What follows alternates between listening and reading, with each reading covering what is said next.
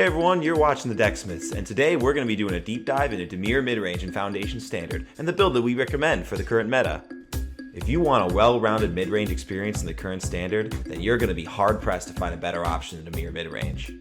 Dimir has proven to be one of the best choices through its strategy of dropping evasive threats like Flood Pitch Drowner and Spyglass Siren early, then backing it up with cheap removal like Go for the Throat and Cut Down.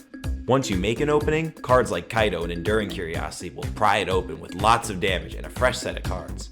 This deck very much snowballs advantage into more advantage until you reach a position where your opponent can never hope to come back from. It's actually quite similar to the Simic Flash or Mono Blue Curious Obsession decks of old, except all your cards are much more resilient, flexible, and powerful than they ever were in those decks. While the deck is not without weaknesses, it has a very strong, proactive game plan that with the depth of the current standard card pool can be tuned to beat any meta. Now, let's take a look at the list we think is strong right now. Starting with the lands, we're on 24, which isn't far from the common consensus, but we opted against the 25th since outside of our heavy hitters, we have a lot of smaller filler cards that, when drawn on their own, can open us up to flooding a lot more easily. Also unsurprisingly, we're on 4 copies of every blue-black land that enters the battlefield untapped early, since between the cutdowns and the Spyglass Sirens, our deck's color requirements are very demanding and we need to be able to cast our spells on time and on curve. Rounding out the base, we have a 2-2 split of Soulstone Sanctuary and Restless Reef. These lands work very well with each other, since generally, when one is good, the other is bad. What I mean by that is Restless Reef will always enter the battlefield tapped, and it can be a bit clunky to repeatedly activate, but it does so on a land that actually helps fix our mana in a deck with pretty stressed color requirements. Soulstone, on the other hand, enters the battlefield untapped all the time, and it only requires one activation to be a threat forever. But it can only produce colorless mana, which can definitely be a strain on our already pretty taxed mana. Soulstone also has a nice synergy with Kaido, where with the emblems you can actually make it pretty big. Finally, we have a 4-4 split of Island and Swamp, since our color requirements are about the same for blue and black, and we want a pretty high basic count to enable our verges. Now, onto the creatures, and to start we have 1 copy of Mockingbird. While this isn't the strongest 1-drop to play on 1 as a mere flying man, the flexibility it provides can help in a lot of different spots, from pushing the advantage early by copying an early tempo creature, to cloning a large value creature like our Curiosity or even an opposing Overlord against Domain. It works great with Kaido too when you ninjutsu it back to hand and you're able to copy a larger creature than you might have already had it on. Up next we have 4 copies of Spyglass Siren. If you're a standard veteran, then this shouldn't be surprising. Even though the card isn't individually very powerful, it's perfect for this strategy as a 1-drop evasive creature that can immediately provide value upon entering, and it can be used easily to trigger Curiosity or Kaido's ninjutsu. The latter is especially nice since you can then even get more value by redeploying it after you ninjutsu it back to hand with the second map. After that, we come to the mid-range menace of many previous standards, Deep Cavern Bat. A lot of people have been cutting it from their lists, and it's understandable as to why. It doesn't play super well with an all-flash game plan, it bites it to a cutdown, and good luck coming back if you ever attack it into an opposing Fade Bloom trick. However, I still really like it, since it attacks from a unique angle for this deck by going after your opponent's hand, and it can pull wins in spots that no other card could, especially in Game 1. Even if they do have the answer to the bat in hand, taking the right card at the right time for just long enough can throw your opponents off balance for you to push through your heavy hitters. And the information to know what to play around can easily make the difference between winning and losing a game. Obviously, the fact that it flies is great in a deck like this, but Lifelink really lets the bat shine against all the flavors of aggro, as even a few points can push the needle in a racing situation.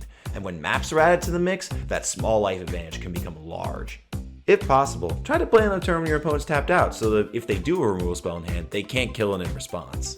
Fairy Mastermind has certainly fallen out of favor in the current metagame with all the Fear of Isolations, Monstrous Rages, and Nowhere to Runs running around, hence why we're not on 4. However, the card is individually very powerful, and is an evasive threat that works well with Kaido and Curiosity, and still does match up well versus Up the Beanstalk and the 3 people still in Ritual Chamber. Merfolk Trickster has certainly got a major upgrade in 2024 by being easier to cast and locking up the target for an entire additional turn with the stun counter. This card is unrivaled in its ability to pave the way for Kaido and Curiosity in the early to mid game. You can even double dip on its ETB with the Kaido ninjutsu to keep a creature out of commission for 3 or more turns. It's also one of your only flash threats that's great on defense as well, especially when you need to dispatch some unruly red creatures. You can even shuffle away the threat if it's something you need to deal with, like a Shouldred or a Glissa. It took a little bit for it to hit its stride, but it's quietly one of the best blue threats in the format now. I remember when I first saw this card in Spoiler Season, and I thought, wow, this card looks insane, and my opinion after casting it has not changed much. This right here is the reason to play the deck. A coastal piracy on a decently statted flash threat that doesn't even die when it dies makes it one of the best threats and sources of card advantage in Standard right now. Our entire deck is designed to support this already great standalone card so it can be as powerful as possible. Enduring Curiosity, this is not. However, in the deck designed around making Curiosity as good as possible, Gix still very much shines. Many lists do not play the 1-of Gix, but I've found the disparity in power level between enablers like Spyglass Siren and payoffs like the cat itself can be so great that having even one card that can be an okay payoff in a pinch helps a lot in the deck's consistency. Gix even comes down a turn earlier, making it in times better than Curiosity. The two Preachers are absolutely a metagame call against the rise of Esper and Dimir Bounce, where Preacher is out of range of both of their removal spells and nowhere to run and cut down, as well as against the red aggro decks, where it can both soak up a lot of damage from a creature post Monstrous Rage with its high toughness, but it can also take out the creature regardless of its size. The card is also individually very powerful and plays excellently with the Snowball game plan. If both players are at the same life total and you get both triggers on the same attack, it can put you very ahead early.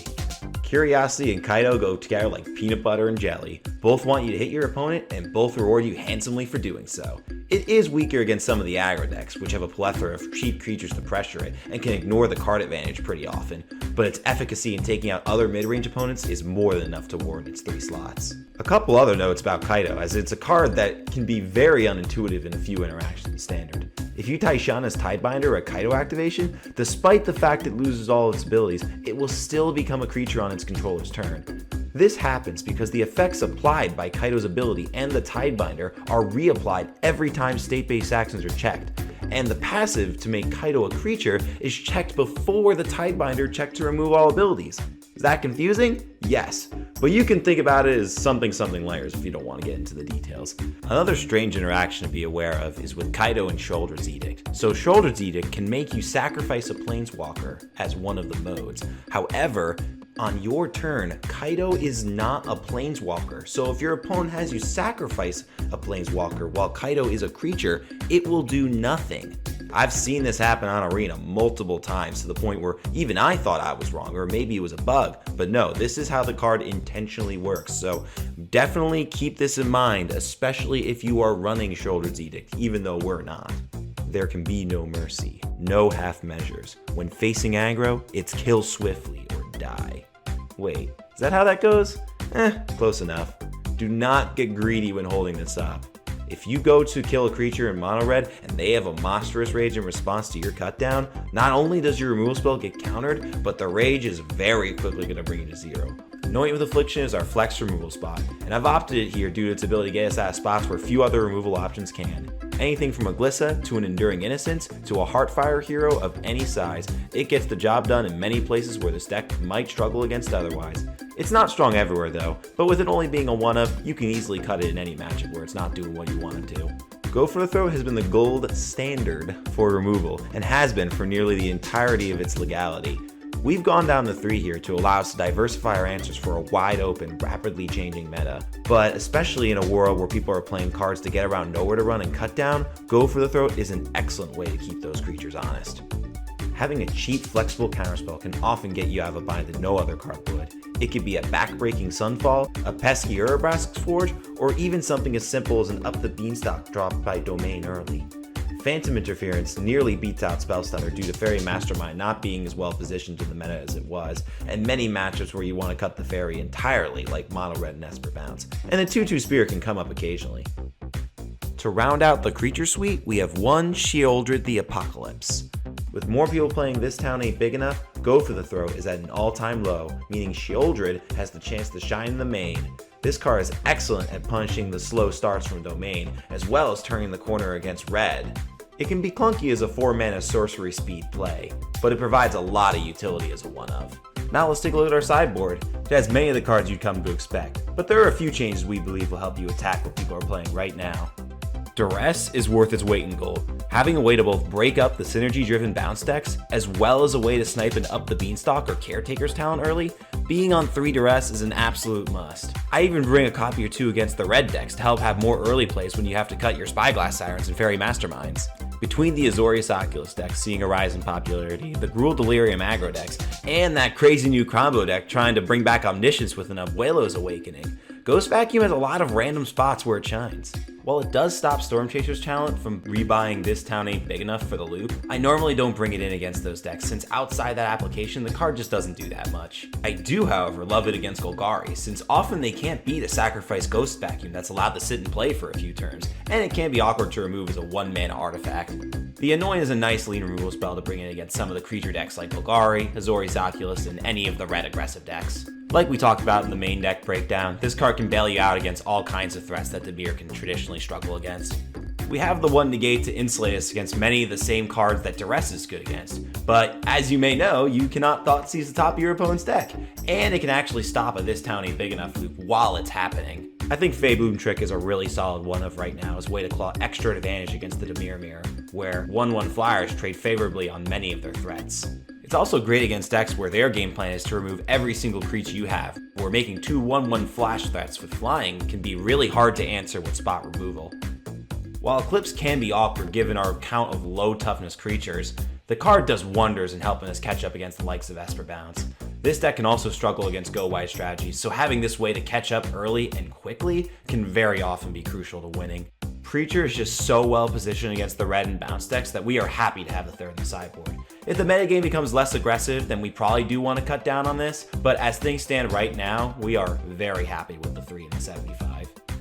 As Preacher has risen in prevalence, Tidebinder has fallen in its relevance as a metagame call. The card absolutely still has a place in the deck to slow down Domain and to stop cards like Kaido in the mirror. We just need to keep an eye on how the meta continues to adapt. If things start to slow down and become more mid-range oriented, then we definitely want to increase our count of Tidebinder.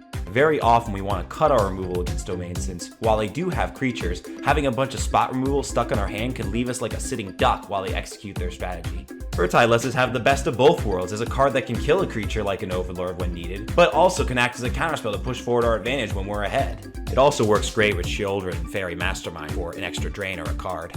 And finally, to round out the board, we got our 2 of Gix's commands. This card is excellent in mid-range mirrors to scrape out more value, as well as to turn the corner against aggro with its board wipe modes. I found this is at its best against the bounce deck, as many of their creatures are actually 2 power or less, so you can erase all the tempo advantage they built up to that point, while also maybe getting some value. Now on to the general game plan and some tips and tricks to keep in mind when playing. As we talked about before, this deck wins by clearing the way and connecting with creatures, so when deciding the best lines to take, we should always have this in mind. For example, let's say you're up against one of the Golgari decks of old on the play, and you pass the turn on turn 2 with your Fairy Mastermind hand, with the intent to play it on their end step. If you wait for a turn where they tap out for one of their own threats, you can then play your own flash threat completely uncontested and convert that into value using Kaido's Ninjutsu or Enduring Curiosity's draw ability. All the while, the removal is probably sitting in hand completely uncastable, and they have to now waste their next turn answering both your threats. What I'm getting at with this example is that sometimes the way to push through the most damage can be quite unintuitive, and this deck rewards thinking outside the box like this. You might also be in a situation where you have an Enduring Curiosity in your hand in the Dimir Mirror, and your opponent is tapped out to play something on your turn. Of course, you could wait until their end step to cast the Curiosity, but if you play it out on your second main phase, they can't counter it, which is one of their only ways to efficiently answer the Curiosity. Or how about a third example, where you pass on turn 2 in this same Dimir Mirror on the draw this time, where you have a cut down and a go for the throat in hand, while your opponent flashes in a threat on your end step that can be cut down. Let's say a Fairy Mastermind. While cut down is more situational, you may actually want to use the more flexible removal spell and go for the throw if that means you can do a 2-spell turn on the next turn with a 2-mana threat and your cut down. That means not only are you answering their threats efficiently on curve, but you're breaking serve by being able to kill their threat and deploy your own on the same turn. Of course, in these situations, it's not right 100% of the time to take the line described, but it's important when you're playing this deck that you're thinking about the lines like this, and more broadly, how you're planning to execute your primary game plan. You'll also likely find yourself in situations, most likely against aggro, where you need to hold back your creatures and strike the balance between forwarding your own game plan and stopping theirs. There's no way to describe all of that in a 10-minute video, but thinking like this will go a long way in improving your success not only with this deck, but as a Magic player overall. To wrap things up, let's take a quick look at matchup breakdown for some of the most popular decks in Standard. Esper Bounce can come out swinging, chaining Hopeless Nightmares to leave you quickly hellbent and half your life total gone before you even know it. You also can't let them sit for too long due to the powerful loop they have with This Town Ain't Big Enough and Stormchaser's talent. However, their cards on average are weaker than yours, so if you can use cheap interaction like Cutdown or Duress Postboard, the power of your Curiosities will snowball into an often insurmountable advantage late game. Try not to let them amass too big of a board, as if they get too many auto tokens in play, it is very hard for you to both push through damage and come back from their pressure, especially in game 1 before your sweepers come in. Red aggro currently takes many different forms in this standard, from all-in beatdown approaches pairing Callous Sellsword with Slick Shot Show-Off to kill you in one fell swoop, to slower, more resilient Gruul builds that are using Questing Druid, Paw Patch Recruit, and Innkeeper's Talent to make answering their threats cleanly as difficult as possible. All these decks use the very powerful mouse package to get ahead early though, and our fundamental game plan to stop them is to kill every creature they put on the table, paving the way for us to squeeze out some advantage with our late game payoffs in Curiosity and Shieldred. You normally cut all your Masterminds and Spyglass Sirens postboard to make room for your removal and sweepers that help facilitate this game plan. Kaido is at his worst here, but as we've talked about before, Drowner and Deep Cavern Bat do an excellent job at helping turn the corner and paving the way for these larger threats. I also like this version of Blue-Black more against the red decks, because you get access to better removal like Anointment Affliction and more go for the throats rather than just relying on Nowhere to Run. A card that has varying levels of efficacy against monsters, range, and friends. On top of the normal up the beanstalk leyline binding stuff we've grown used to, Domain's game plan is to use Zur Eternal Schemer to turn Impended Overlords into creatures early and give them Death Touch, Hexproof, and Lifelink. Since our clock isn't very fast, and much of our interaction is essentially useless game 1, this matchup can be pretty tough. However, we have a lot of cards that help in our sideboard to trim down the fat and keep the pressure high. Overlord of the Hauntwoods and Up the Beanstalk are by far the best cards in the deck, so if you can keep them off at least one of those, a lot of their other cards can be clunky and inefficient. Golgari has evolved a lot since the days of 4 Ritual Chamber and Archfiend of the Dross, and current builds are actually metagame to be as good as possible against us. They do this by running main deck exile-based removal like Terra Sunder and the End to efficiently answer our Kaidos and Curiosities, and they even run threats like Thronebreaker of Silence, which is essentially impossible for us to fully answer game 1. Luckily, we have Gix's Command postboard, which is very strong against them. They're going to try to win by removing all of your threats and then sticking one of their own, so do everything in your power to make answering your threats as annoying and mana inefficient for them as possible. The mirror is all about who can get their snowball rolling down the hill the fastest. Curiosity and Kaido are king, and those who draw cards with it are heavily rewarded. Keep an eye out for what kinds of creatures your opponent's on, whether it is the traditional blue-black mid-range package or the bounce package, or maybe they're on some Fade Bloom tricks, as you want to make sure your removal matches up as well as possible against what threats they're actually on. Luckily, you have a lot of flexibility in your removal in this list, so if you can pin down what build of Dimir your opponent is on, you have the cards to adjust accordingly. Looking forward to Aetherdrift, which is coming out in a few weeks. Dimir has a lot of new toys to potentially play with. I'm quite high in the Gearhold, mostly as a sideboard card, where it's a large life-leaking body that can turn the corner against aggro and attack their hand in a similar way that Deep Cavern Bat already does. They can't even Monstrous Rage past it hypothetically, since if they do have the rage, you simply take it. Even if it does end up being fully relegated to the sideboard, this is the card I believe from Aetherdrift that's going to have the most impact in this deck, since the red matchup is just that important. I'm also excited to try out Thopter Fabricator in the Preacher slot of the deck due to how well it plays with Curiosity, where the draw you get from Curiosity makes Thopters, and the Thopters hitting draw more cards. The fact it's a vehicle also puts more pressure on your opponents to have the right answers at the right times, much in the same way Kaido does as a Planeswalker. Mu Yanling is a card I want to try as a one-of as another backup to the Curiosity alongside the Gix, with the vehicle you get on ETB making it tough to answer cleanly. Clearly it's a bit weaker than Curiosity, since you max out on 1 card draw per turn. However, this deck still does love flyers and hitting your opponent, so I do think it has a spot. The Homunculus is a card I'm less excited about, but Start Your Engines may play out better than I'm giving it credit for, and the effect to double your draws on a 2-mana body is very powerful, and if there's a deck to make it work, it would be Dimir. I'm also pretty low on Quagfest, but it is a 2-mana answer to vehicles, which is kind of a color pie bend we've never seen before, and depending on how strong the vehicles are, we might need an effect like this. Sorcery speed is really rough though. And that's it. If you liked the video, think about dropping a thumbs up, and subscribe if you want to see more.